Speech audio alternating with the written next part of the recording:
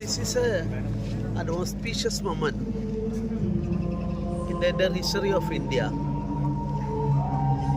and holy relics of Saint Francis. Of course, through this, the unity of the country, togetherness of the people, a good message is conveying to the entire nation, and our Honorable Prime Minister also very much interested in this church, and he referred it many times. And for Goa is known as a better place for the unity of the people, whether belongs to Hindu, Muslim, Christian, whatever it may be.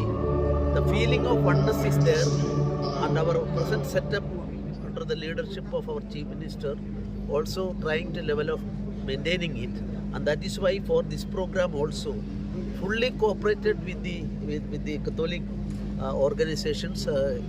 He tried his level best to make all this effort as a success, and wide arrangements are made here.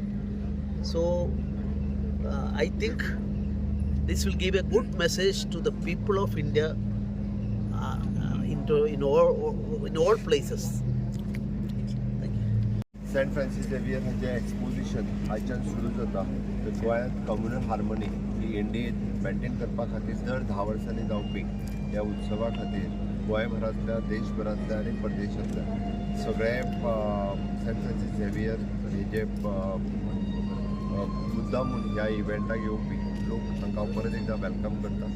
Always from the government सायडींतल्यान सगळे कॉपरेशन्स ह्या इव्हेंटा खातीर the जज authorities हाच्या खातीर सुदोलीत पयली आसा, हाज्याय फुडें आसतलें.